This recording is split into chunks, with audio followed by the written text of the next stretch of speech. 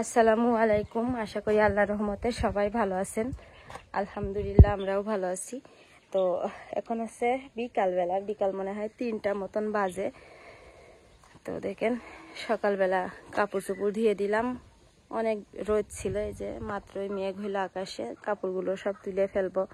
সেদিন যে নানির দেখতে গেলাম, তো নানির দেখতে গেলাম শুক্রবার, আর আজকে কিন্তু হচ্ছে সোমবার, শনি রবি গেছে, সোমবার আজকে। তো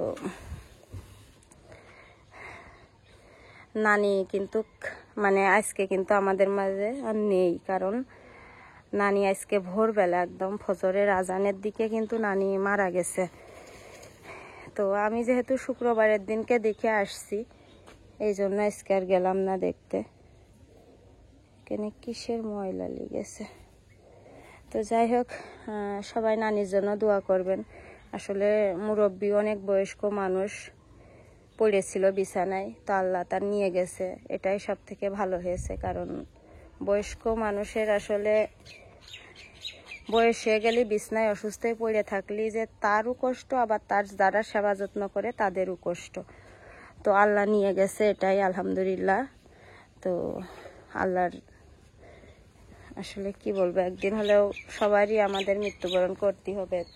তো যেহেতু তার অনেক বয়স হয়ে গেছে, তো বয়সে মারা গেলে আসলে মানুষ তখন আর অত বেশি আফসোস করে না, যে অসুস্থ বিছনায় পড়ে থেকে কষ্ট করার থেকে আল্লাহ নিয়ে গেছে, এটাই ভালো হয়েছে। তো রাফির আব্বুরা গেছে, রাফির আব্বু গেছে, আমি যাইনি, কারণ আনাজ তো জানেন একদিকে জ্বালাতন করে আর অনেক দূরের পথ। তো যেহেতু 2 দিন আগেই দেখে আসলাম, এই জন্য আমি আর গেলাম না। রাফির আব্বুর বললাম যে তুমি যাইয়ে জানাজার আগে যাও।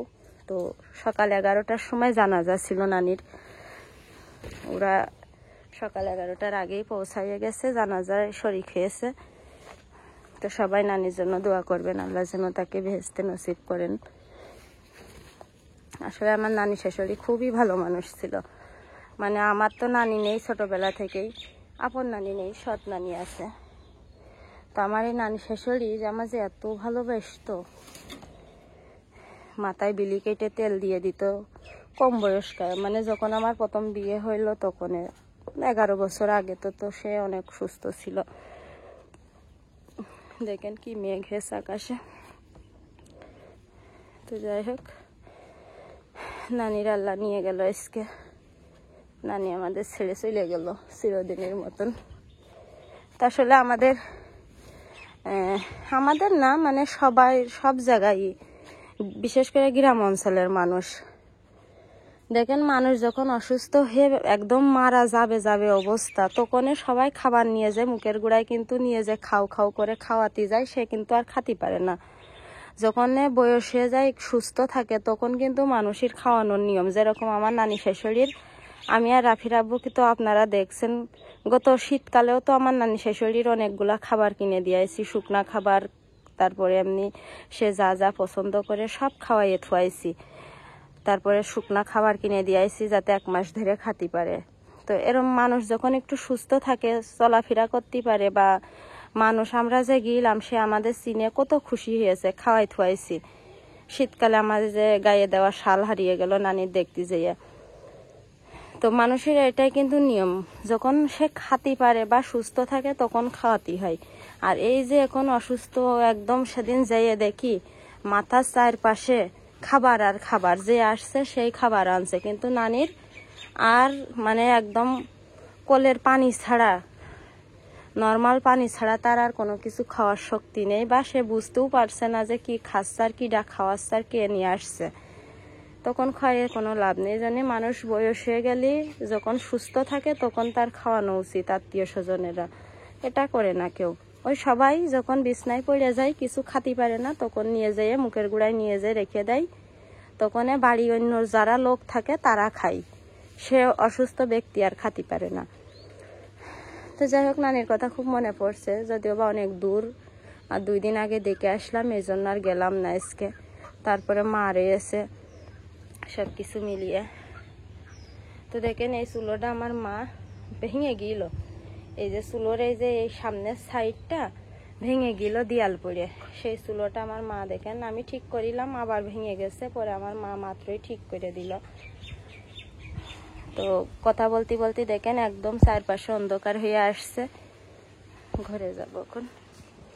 এই দেখেন এইগুলো হচ্ছে রোদি দিলাম পপকর্ন, এইগুলো এক ধরনের চিপস, আর এইটা হচ্ছে আর একটা চিপস। তো এইগুলা বর্ষাকালে ছেলেপিলের ভেজে দিলে কিন্তু ওরা খাতে পারে।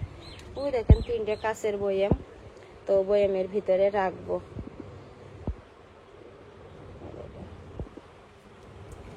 আর দুপুরে রান্না করিনি, সকালবেলা উস্তে ভাজি করিলাম। এখন এই দেখেন ইলিশ মাছ রান্না করব আর ওল কচু রান্না করব ইলিশ মাছ দিয়ে রান্না করে তে খাবো। আনাজ ঘুমাচ্ছে, মা খাটে বসে রয়েছে।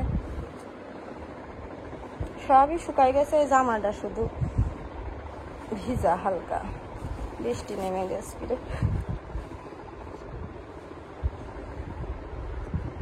কোমরও শুকায় না, ভিজে না, শুকাই গেছে। মা এগুলো বসে বসে একটু ভাজ করে দাও আমার। আর এই দুটো শুকনো ভিজে, আর এগুলো সব শুকনো। আমার মা বসে বসে কাপড় ভাজ করে দিক। আর আমাদের আজকে সকাল থেকে নেট নেই, মানে নেটে মনে হয় লাইনে কাজ চলছে। গতকালকে সারাদিন কারেন্টের কাজ চলেছে, সকাল 6টা থেকে একদম বিকাল 5টা পর্যন্ত কারেন্ট ছিল না। আবার আজকে দেখেন সকাল থেকে ইন্টারনেট নেই। তো যেগুলা বেশি ভিজা সেগুলো আসছে এখানে রেখে দেব। মাত্র একটু আগে গোসল করলাম। এই দেখেন রাফির আব্বু কটা জুতা ধুয়ে থিয়েছি।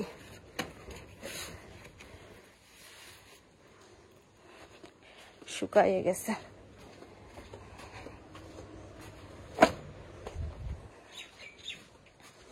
আনাস আজকে মেহগনি গাছের বাগানের ভিতরে খেলা করছিল, মানে বাড়িতে কানছিল, মাথায় বাড়ি মারিয়েছে টাইসির উপরে 2টা। আমি আবার 2টা চড় মারিছি। রাগ করে মেহগনি গাছের বাগানের ভিতরে নিয়ে গেছি, ওখানে যাই আবার পেয়েছে মাথায় ব্যথা, অনেক জোরে ব্যথা পেয়েছে। যাই হোক, দেখেন মুরগি দুটো কিন্তু আমার অনেক বড় হয়ে গেছে। থাক, বৃষ্টি নেমে গেছে, চুলা ঢেকতে হবে এখন।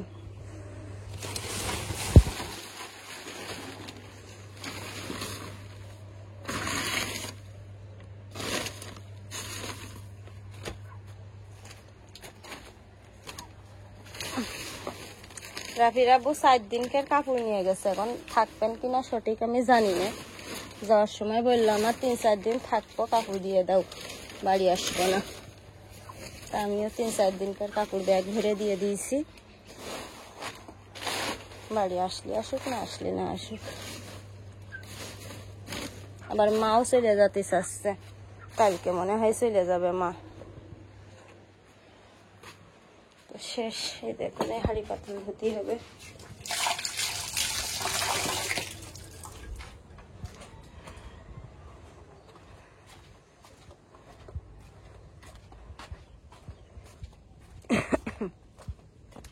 রাফিরা বাসে গেছে, দেখেন আমাদের গাড়ি রাফির সাইকেল, ওরা বাসে গেছে। তা না হলে মানে ওই যে জানা যায় শরীর ক্ষতি পাইতো না। আমাদের এই গাড়ি চালিয়ে গেলে 3-4 ঘন্টা লাগে, 4 ঘন্টা লেগে যায়। আর বাসে গেলে কত সময় লাগে জানি না, 2 ঘন্টা মতন হয়তো বা।